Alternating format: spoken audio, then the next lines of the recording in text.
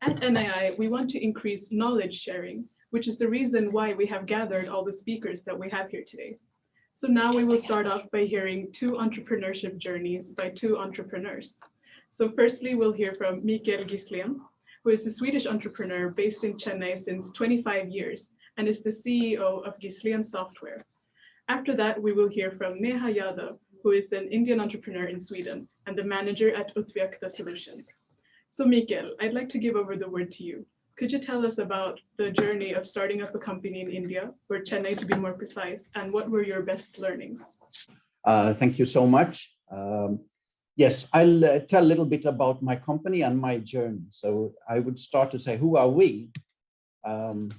We are,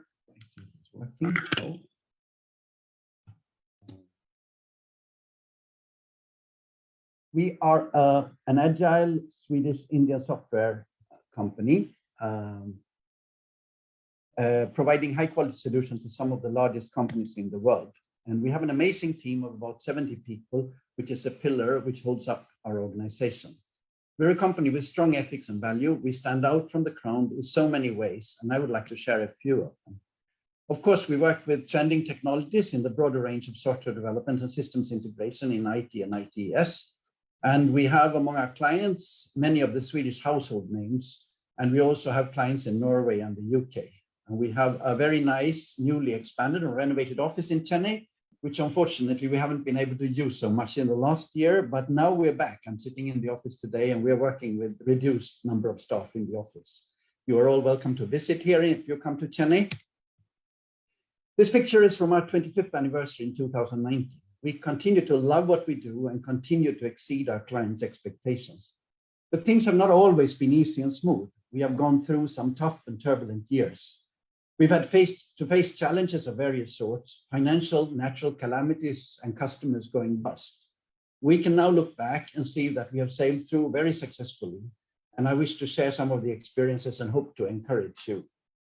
When I stood here in this very place in 1993, I had just started to realize what kind of challenges I had before me. If I would have known what I had to expect, maybe I would have given up and gone back to Sweden. But luckily for you, I didn't, and I can share my story of 28 years almost in India. In 1993, India was not ranked number 10 in the top 50 of innovation, and as Sunil Dami said, but had just started liberalizing its economy and was open for business, in spite of lots of challenges for me being a young, naive Swedish entrepreneur. Nothing was digital.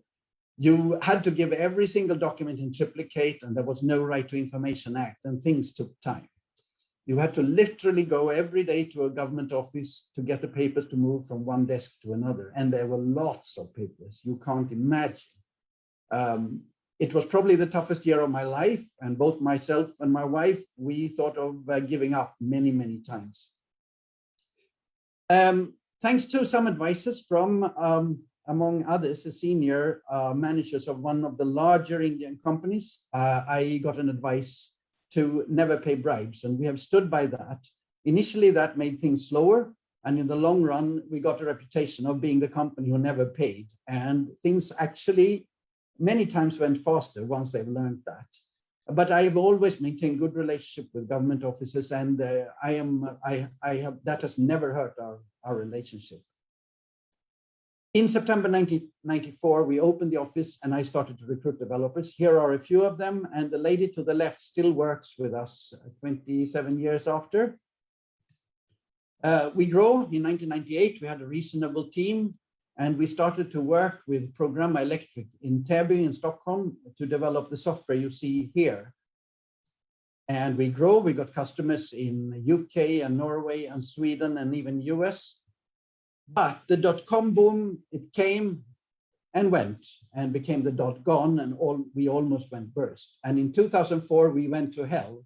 Yes, literally we did, because Hell is actually a village in Norway near Trondheim, where we helped a Norwegian company to develop a public transportation system in 55,000 hours, and we got back in track. Our company actually stood for 5% of India's IT export to Norway as per NASCOM that year. Of course, that says more about Norway than about us in those days.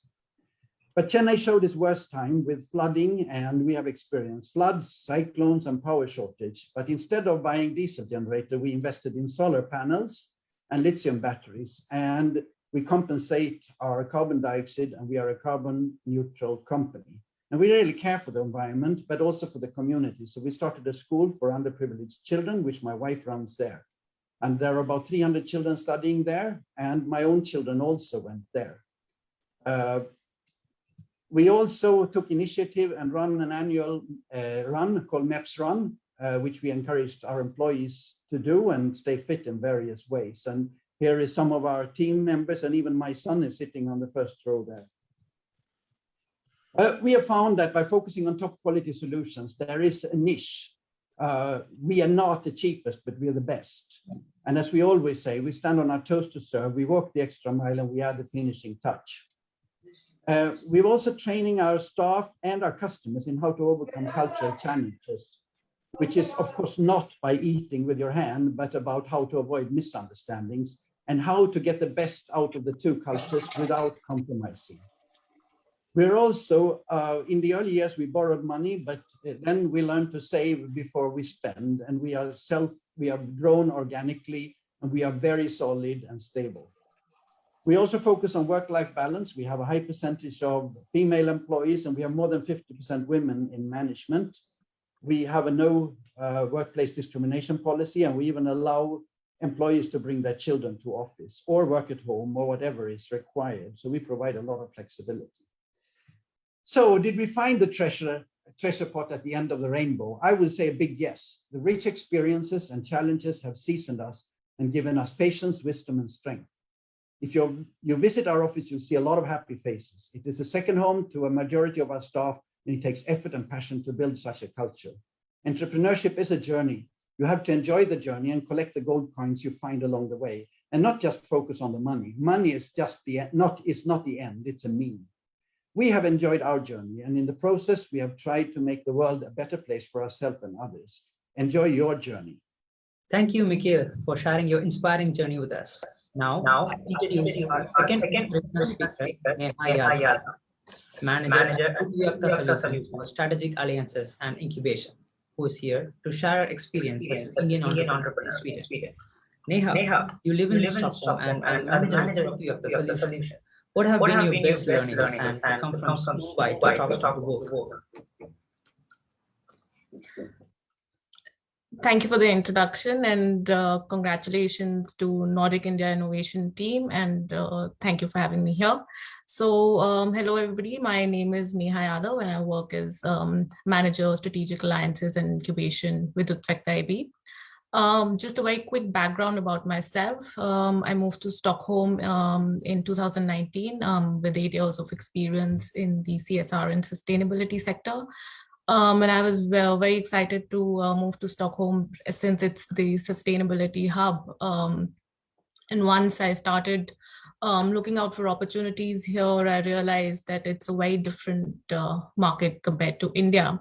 And in a couple of months, I changed my approach. Instead of approaching the job market through job portals, I started reaching out to more and more people in the sectors and companies that I was interested in. And that's also how I met my team members at Útvyakta. So just like I moved to Sweden, our company Útvyakta also moved to Sweden in 2020. We founded in 2017, headquartered in India, and moved to Sweden in 2020. So we are IoT system integrators, and we're focusing on remote monitoring of assets. Our vision is to enable 15% energy efficiency through monitoring of air compressors within industries. Our team has a deep understanding of air compressor performance and maintenance, and we have over 80% market share of compressor manufacturers in India. We also received a grant funding from India and Sweden, which was granted from the Department of Science and Technology in India and Vinnova in Sweden, which was to build a prototype for real-time energy monitoring of foundries. And we've also won a grant from T-Hub and Raytheon Technologies, which is to build a proof of concept for quality inspection of aircraft engines. So for us, it's been 2 quarters, almost 2 quarters in Sweden. And while it's not a very long duration as compared to Gislén, which has been there in India for quite a long time, we've also kind of, looked back and analyzed our approach critically. So Sweden is, in terms of doing ease of business, it's very strong in terms of political stability. It's a well-performing economy and in terms of public finances. But it's also important to understand as an Indian company or a foreign company, what does it mean for us? So for example, we faced challenges in setting up a subsidiary in Sweden. There were several challenges that we faced related to banking, and there were rigorous KYC conditions and other administrative challenges. However, if you start a company from scratch in Sweden, it's a much smoother process. Without any shareholding, if you start a company, it's a smoother process. We also realized that, of course, we all know that Sweden is a small country. And while this increases tremendous opportunities for knowledge sharing between entrepreneurs, it's also difficult as a foreign company to have a breakthrough into that small circle. And like Astrid rightly said, the social environment also plays a big role for a foreign company. So in Sweden, culturally, we realize that trust plays a big role. And it means traditionally that in terms of work contracts and collaborations, it would be an uncomplicated process. It also, it was imperative for us as a foreign Indian company to build and gain that trust in the market. And we realized that local representation is very important. And it is important to have representation and a network which is already established here. And that way it's a much quicker way for market entry. So we also have a very strong board of advisors who have been here in the Sweden market for quite long.